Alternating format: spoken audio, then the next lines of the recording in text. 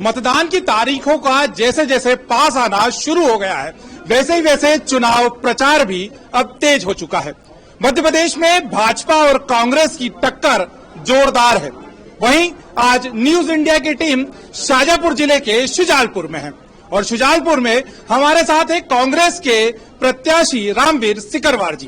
रामवीर जी दूसरी बार ताल ठोक रहे हैं शुजालपुर से, क्या कहेंगे? हमारी पार्टी ने मेरे ऊपर भरोसा जताकर और मुझे यहाँ का प्रत्याशी बनाया है, तो मेरा दायित्व और कर्तव्य बनता है कि मैं किसी भी हालत में जीत के आऊं। और मुझे भरोसा है मेरे साथियों पर, मेरे कार्यकर्ताओं पर, मेरे परिवार, जो पूरा एक कांग्रेस परिवार जो शुजालपुर विधानसभा में है, हम निश्चित तौर पर चुनाव जीत के आएंगे। रामवीर जी, वैसे तो आप कई सालों से शुजालपुर के लिए मेहनत और कोशिश कर रहे हैं, लेकिन वहीं अगर बात करूं, मैं आपसे सीधे तौर पर अगर पूछूं कि अगर शुजालपुर में किन 5 चीजों की सबसे पहले आवश्यकता है, तो आप किसे गिनाएंगे? पहली, शुजालपुर शहर के लिए तो सबसे बड़ी समस्या है ये बाईपास। पहली बड़ी दिक्कत की बात है, घंटों तक जाम लग जाता है। उसको हमारी सरकार बनती है तो हमारी प्राथमिकता रहेगी कि बाहर से बाईपास निकाला है। भाजपा के लोगों ने ऐसा तय किया है कि हम अंदर शहर से ओवरब्रिज बना के और निकालेंगे, उससे हमारा शहर खत्म हो जाएगा। ये हमारे हिसाब से तो उचित नहीं है और हमारा प्रयास चला तो हम बाहर से ही बाईपास निकालेंगे, पहला।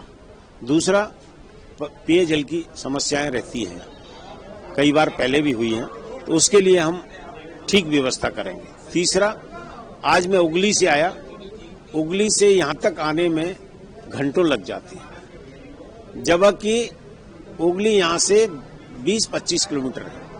तो ऐसी रोडें जिनमें ज्यादा से ज्यादा आवागमन है, बहुत ज्यादा आवागमन है, उन रोडों को प्राथमिकता के तौर पर बनवाने का प्रयास किया जाएगा। एक आसपास जैसे डैम हैं, वो डैमों की व्यवस्था सुधारेंगे, उनकी हाइट बढ़ाएंगे। बरसात के पानी को ज्यादा से ज्यादा इकट्ठा करने का प्रयास किया जाएगा। बरसात का पानी बहुत कीमती होता है, जो नदियों में बहकर समुद्र में चला जाता है। हम जितना पानी रोक सकेंगे उतना पानी रोकने का प्रयास हम लोगों का रहेगा। शुजालपुर मंडी का बड़ा नाम है, मध्य प्रदेश की उन चुनिंदा मंडियों में से है शुजालपुर, जहां पर ज्यादा से ज्यादा व्यापारी आना पसंद करते हैं। लेकिन वहीं अगर विकास की बात करें, सुविधाओं की बात करें, तो कहीं न कहीं शुजालपुर मंडी अन्य मंडियों से पिछड़ती जा रही है। इस और कुछ? बहुत अच्छा प्रश्न किया है। इस बात पर मैंने आज ही मेरे साथियों से बात की थी। एक समय था जब शुजालपुर मंडी पूरे हिंदुस्तान में फेमस थी। यहाँ का गेहूं, यहाँ का डॉलर चना, सारी फसलें, बहुत अच्छी फसलें जो मंडी शुजालपुर में बिकती थी। आज दुर्भाग्य है कि हमारा व्यापारी आष्टा और सीहोर ले जाके अपनी फसल बेचता है। उसका कारण मैं स्पष्ट तौर पर कहता हूं कि यहाँ के मंडी अध्यक्ष की वजह से हुआ है। जो भाजपा के लोग हैं, उन्होंने इस तरह से व्यापार, जो हमारा लेबर वर्ग है, जो वहां काम करता है, मजदूरी करता है, उनका ध्यान नहीं रखा, उनके साथ दुर्व्यवहार किया। जो लोग काम करने वाले लोग हैं, अगर उनके साथ व्यवहार किया जाएगा तो मजबूर होकर घर बैठ जाएंगे, दूसरी जगह काम कर लेंगे। हमारे भाजपा में बैठे लोगों ने इस मंडी का सत्यानाश कर दिया। हमारा सबसे पहले प्रयास रहेगा कि मंडी की रफ्तार पुनः धीरे धीरे उसी रफ्तार पर ले जाने के लिए हम प्रयास करेंगे जो आज से 10 साल पहले मंडी हुआ करती थी। शुजालपुर एक बड़ा शहर है, कहा जाए मालवा का, लेकिन वहीं शाजापुर जिला होने के बाद और फिर आगर जिला बनने के बाद कहीं न कहीं शुजालपुर पीछे रह गया है। नहीं, वैसे तो ये जो आगर बना है, मैं समझता हूं आगर की जगह शुजालपुर जिला बनाना चाहिए था। शुजालपुर बड़ा शहर है, पर कुछ टेक्निकल कारण रहे होंगे, इसमें अपन पीछे नहीं जाएं।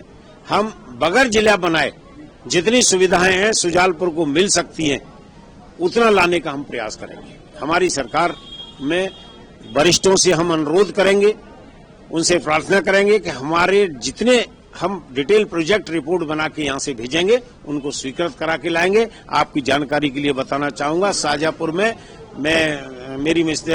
मेरी पत्नी नगर पालिका अध्यक्ष थी। पानी की कमी होने का DPR मैंने बना के स्वयं UID SSMT योजना के अंतर्गत केंद्र सरकार से पैसा लाके और मैंने शहर में 4 टंकियां अलग से खड़ी कर दी। वो वाटर फिल्टर प्लांट बनाया, काफी अच्छी सुविधा होने जा रही थी। टंकियां बना के तैयार हो गई, टंकियां आज भी खड़ी हैं। उसके बाद बीजेपी का बोर्ड आया या भाजपा के लोग कमीशन खोरी की चक्कर में वो टंकियां आज तक चालू नहीं कर पाए हैं, वो पाइपलाइन ठीक से आज तक नहीं कर पाए हैं। जबकि 4 टंकियां हम ऊपर तक पूरी कंप्लीट छोड़ के आया था। अगर ये चाहते तो बहुत जल्दी कर सकते थे, लेकिन इनकी कमीशन खोरी ने आज दिन तक काम नहीं होने दिया है। वो स्थिति यहाँ पैदा हो रही है।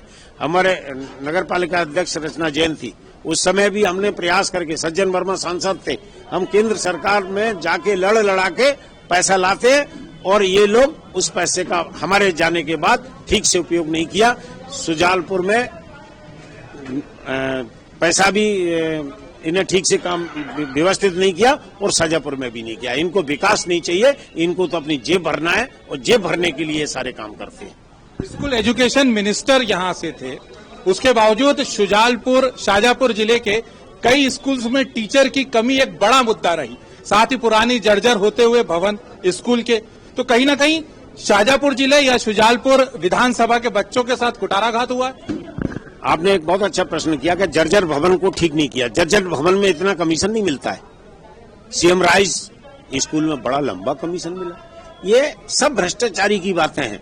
जब आदमी मन में सोच ले कि हमको तो पैसा कमाना है, हमको उससे कोई लेना देना नहीं है। मैं पूछता हूं यहाँ के मंत्री जी से कि आप मंत्री होते हुए ये स्कूल खाली क्यों रहे? हमने एक सभा की थी, उसमें हमारे सांसद जी आए थे, सज्जन वर्मा पूर्व सांसद, वो कागज पे नोट करके लाए थे कि कितने स्कूल हैं, कितने स्कूल खाली पड़े हैं, जहाँ 4 टीचर की आवश्यकता है वहाँ 1 टीचर काम कर रहा है।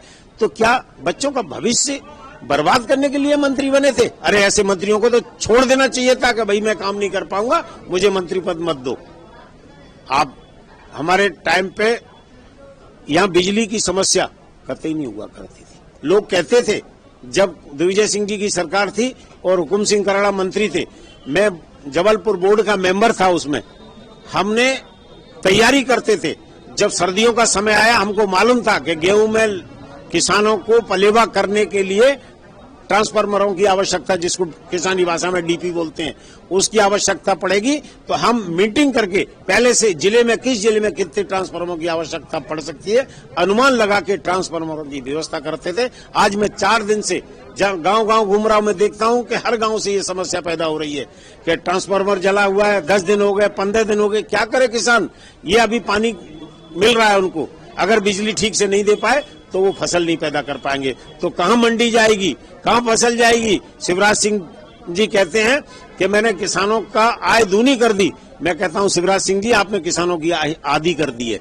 आप बिजली की बिल देते हो एक तरफ तो लंबे चौड़े हो, बिजली देते नहीं हो, ट्रांसफार्मर मिलता नहीं है।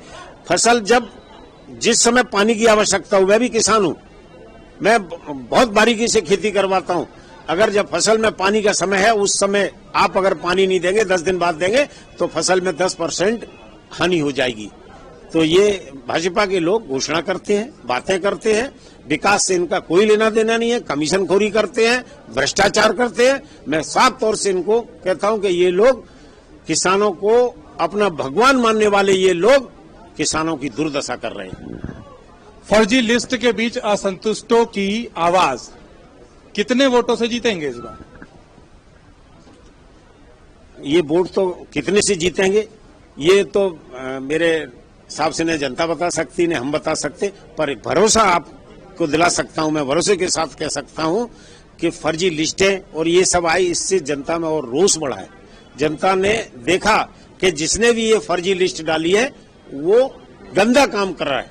मैं आपकी भाषा, इससे मेरे को नहीं बोलना चाहिए, वो भाषा का उपयोग कर रहा हूं कि इस तरह के कृत्य करने वाले आगे नहीं आते। जिसने डाली वो उसका भोगेगा फल। मैं तो ये कहता हूं जो जो कर्म करता जाए, आप गांधीवादी तरीके से उसको माफ करते जाओ। ईश्वर हमारे साथ है, पब्लिक हमारे साथ है, हमारा क्षेत्र हमारे साथ है। हम चुनाव निश्चित तौर पर जीतेंगे। हम चुनाव निश्चित तौर पर जीतेंगे। शुजालपुर के विकास को लेकर क्लीन एंड क्लियर तरीके से सोच अभी रामवीर सिकरवार ने हमें बताई। साथ ही उन्होंने कहा कि वो आने वाले सालों में क्या क्या शुजालपुर के लिए करेंगे। पिछले 5 सालों से लगातार शुजालपुर की जनता के बीच प्रचार प्रसार में लगे रामवीर सिकरवार कहीं ना कहीं इस बार जीत की कामना के साथ 17 नवंबर के वोटिंग का दिन की ओर बढ़ रहे हैं। खैर ये तो वक्त ही बताएगा कि रामवीर सिकरवार इसमें कितने कामयाब हो पाएंगे।